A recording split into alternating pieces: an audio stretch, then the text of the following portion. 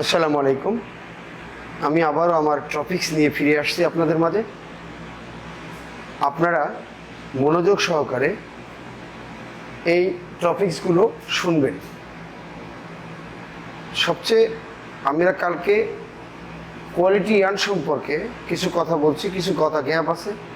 Quality earn মানে ক্রেতার চাহিদা মোতাবেক যে সমস্ত ইয়ার্নের অর্ডার আসে, সেই ইয়ার্নের অর্ডারটা ফুলফিল করাই হচ্ছে কোয়ালিটি। আর এই কোয়ালিটির জন্য একজন কোয়ালিটি ম্যান, প্রথমেই তো আমাদের বলা ছিল যে ম্যান সিলেকশন। আজকে টপিক্স অর্থাৎ প্রশিক্ষণ কোর্স 6 নম্বরে আমরা কোয়ালিটি ইয়ার্নের পাশাপাশি প্রসেস প্ল্যানিং নিয়ে কিছু কথা বলব। প্রসেস প্ল্যানিং হচ্ছে অনেক বড় একটা আলোচনা, বিশাল বড় আলোচনা। এই প্রসেস প্ল্যানিংয়ের মধ্যে এই যে 5টা কথা আমরা আলোচনা করলাম, 1 নম্বর থেকে 5 নম্বর পর্যন্ত বা 4 নম্বর পর্যন্ত, প্রত্যেকটা জিনিসই এই প্রসেস প্ল্যানিংয়ের মধ্যে আছে। এই প্রসেস প্ল্যানিংয়ের অনেক বড় আলোচনা। তার মধ্যে প্রথম প্রসেস প্ল্যানিংয়ের যে ব্যক্তিটা থাকবেন, সে প্রথম আসলো, সে একজন এজিএম প্রোডাকশন অথবা PM production manager, deputy manager, PO, APO ইত্যাদি ইত্যাদি। তাদেরকে অবশ্যই জানতে হবে যে প্রসেস প্ল্যানিংটা কী। আর এই প্রসেস প্ল্যানিংটাই শুরু হবে কোয়ালিটি ইয়ার্নের জন্য। কোন কোয়ালিটির জন্য আমরা কি প্রসেস চালু করব। সেই ক্ষেত্রে আপনি প্রথম আলোচনায় আমরা আসছিলাম যে jute, quality wise jute selection. এখন এই প্রসেস প্ল্যানিংয়ের মধ্যেই কিন্তু জুট সিলেকশনটা আসতেছে। আমার আগামীকালকের কি ধরনের পার্ট লাগবে, কোন কোয়ালিটির জন্যে, সেই কোয়ালিটির জন্যে প্রসেস চালু রাখতে কী ধরনের পার্ট লাগবে, এটা কিন্তু লাগবে। এবং ওর সাথে সাথে আপনার মেশিন সিলেকশনটা লাগতেছে। আর মেশিন, এই টোটাল এনভায়রনমেন্টটা যদি আমরা বজায় রাখতে চাই, তাহলে একজন কোয়ালিটি ম্যান লাগবে, ম্যান সিলেকশন থাকতে হবে। এখন আপনারা এই প্রসেস প্ল্যানিংয়ের মধ্যে আমি যেটা বলি, প্রথম ধাক্কায় আমরা জুটে চলে যাব। জুট, এই জুট ডিপার্টমেন্টকে আমরা কোন কোয়ালিটি চালাবো, সেই কোয়ালিটির জন্যে আমরা প্রসেসে পার্ট ঢুকানোর জন্যে এই জুট ডিপার্টমেন্টকে আমরা অর্ডার দেব যে আমার এই কোয়ালিটির পার্ট দরকার, যেটা দিয়ে আমি এই কোয়ালিটির সুতা বানাবো। দ্যাট মিনস যদি আমরা 12 পাউন্ড LBS CRT মাল বানাইতে চাই, এর জন্য আমাদের কি ধরনের জুট দরকার। তাহলে আমাকে আগে জানতে হবে যে এই 12 পাউন্ডের, গতকালও আমরা আলোচনা করছি, এটা কিন্তু বারবার আসবে। কোয়ালিটির কোনো বিকল্প নাই, সেখানে প্রসেস প্ল্যানিংয়ের মধ্যে কোয়ালিটি থাকবে। এই 12 পাউন্ডের জন্য কি ধরনের জুট লাগবে, সিআরটি মালের জন্য কি ধরনের জুট লাগবে, ওখানে আপনারা অর্ডার দিয়ে দিলেন জুট ডিপার্টমেন্টকে। আমি আপনাদের অনুরোধ করব, এই যে আলোচনাগুলো আমি বিস্তারিত যাইতে পারছি না, কারণ অনেক সময়ের ব্যাপার। আপনাদের যেখানে ঘাটতি থাকবে, আমার এই ইউটিউবকে আপনারা যারা শুনছেন, মালিক মহোদয় সহ যারা প্রসেস নিয়ে খেলা খেলেন, প্রসেস আপনারা ডেভেলপ করার জন্য চিন্তা ভাবনা করেন, তাহলে আমাদের এই ইউটিউবকে সাবস্ক্রাইব করবেন। কোনো এক সময় গিয়ে আমাদের এই ভার্সনগুলো চলে আসবে যে এই সিআরটি গ্রেডের জন্য কী কী পার্ট আমাদের লাগবে। আমি জাস্ট প্রসেস নিয়ে একটু আলোচনা করছি। এবং আপনারা আমার মোবাইল নাম্বার এবং আমার ইমেল অ্যাড্রেস আছে, আইডি আছে, ওখানে যোগাযোগ করতে পারেন। ইনশাল্লাহ আমি আপনার তরফ থেকে, আমার মেধা থেকে যতটুকু জানি, আমি আপনাদেরকে সাথে শেয়ার করার চেষ্টা করব ইনশাল্লাহ। তো এই যে 12 পাউন্ড সিআরটি মাল আমি বানাবো, কমপক্ষে এই 12 পাউন্ড কত টনের অর্ডার আছে, ডিমান্ড কতটুকু, আমার সেই জন্য এই প্রসেস প্ল্যানিংয়ের মধ্যে প্রতিনিয়ত জুট নিতে হবে। ওয়াইন্ডিং প্রোডাকশানের উপরে বেস করে জুটের চাহিদাকে ফিল আপ করার জন্য জুট ডিপার্টমেন্টকে আপনারা লিখিত আকারে জানাই দেবেন।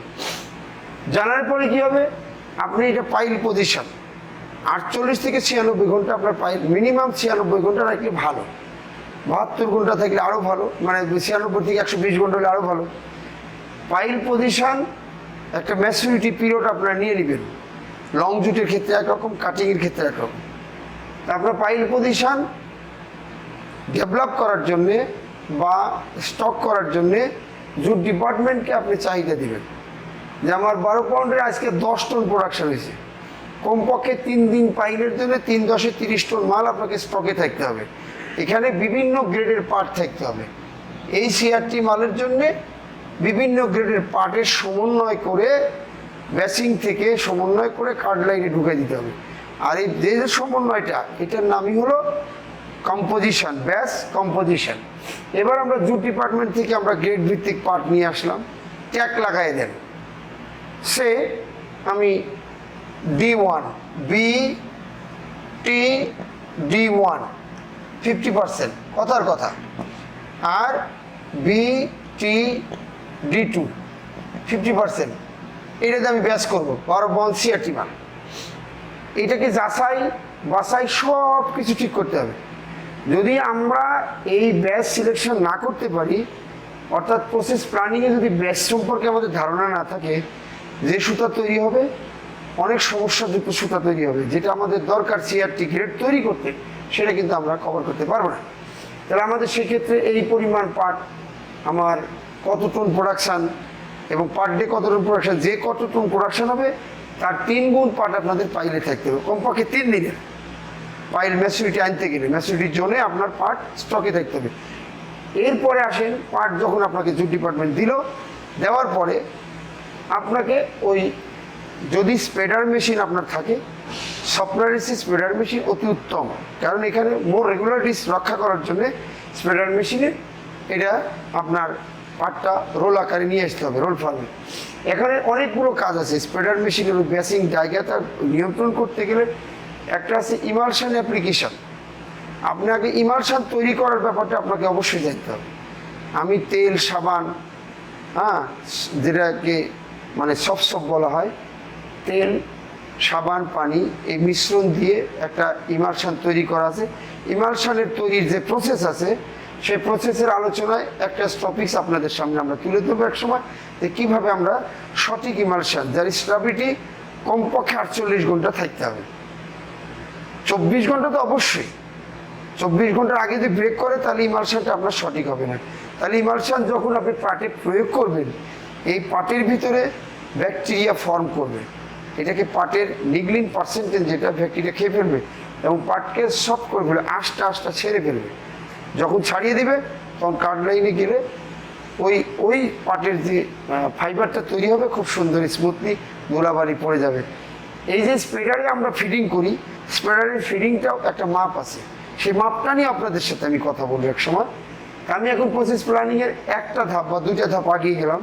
আমরা পাটটা নিলাম, নিয়ে স্প্রেডারে গাড়ি সাজাবো, গাড়ি সাজাইয়া আমরা ওই গাড়ি থেকে পাটটাকে সিস্টেমেটিক ওয়েতে মোড়া একটার পর একটা মোড়া মারবো। মোড়ার একটা স্ট্যান্ডার্ড ওয়েট আছে, পাটের মোড়ার ওয়েট হচ্ছে 900 থেকে 1020 গ্রামের মধ্যে থাকতে হবে, তাহলে সিবি কন্ট্রোল করা যাবে। তা আমরা আজকে এই বেসিংয়ের যেটুকু কথা হলো, আমি আশা করি আপনারা বুঝতে পারছেন। এবং আরও বিস্তারিত জানতে চাইলে আপনারা আমার সাথে আমার এই ইউটিউবের যে চ্যানেল আছে সাবস্ক্রাইব করবেন, এবং এরপরে আপনারা যে ইমেল আইডি আছে বা মোবাইল নাম্বার আছে সে যোগাযোগ করতে পারেন। বিস্তারিত আলোচনা আছে যে ভালো সুতো তৈরি করতে বেসিংয়ের কোনো বিকল্প নাই, যেমন প্রত্যেকটার সাথে প্রত্যেকটা জড়িত। জুটের বাছাইয়ের বিকল্প নাই, আবার বাছাইয়ের পরে ফিডিংটারও বিকল্প নেই। এখানে অলসতা করা যাবে না। যারা সুপারভাইজার থাকবে, সর্দার, রিলিভার, ফিডার, তারপরে রিসিভার, এদেরকে অবশ্যই এই বিষয়ে অ্যালার্ট করতে হবে। ইমালশন ফিডার মানে ইমালশন যারা তৈরি করে, মেকার, ইমালশন মেকিং যারা করে, তৈরি করে, তাদেরকেও ভালো প্রশিক্ষণ দিতে হবে। কমপক্ষে ম্যাট্রিক পাস লোক ওখানে নিয়োগ দেওয়া দরকার, কারণ যারা পার্সেন্টেজ বুঝবে যে কোনটাতে কোন পার্সেন্টেজ দিলে আমার ইমালশনটা তৈরি হবে, এবং 200 লিটার ট্যাঙ্কিতে কতটুকু আমরা তেল দিব, তেলের পার্সেন্টেজ আমার সুতায় কত থাকা দরকার, সেটার উপরেই ইমালশন অ্যাপ্লিকেশন, ইমালশন তৈরি করা এবং ইমালশন অ্যাপ্লিকেশন করা। এই পর্যন্ত আজকে থাকলো। ইনশাল্লাহ আগামী টপিক্সে আমরা একটার পর একটা ধাপে ধাপে আপনাদেরকে বোঝানোর চেষ্টা করব। আসসালামু আলাইকুম ওয়া রাহমাতুল্লাহি ওয়া বারাকাতুহু।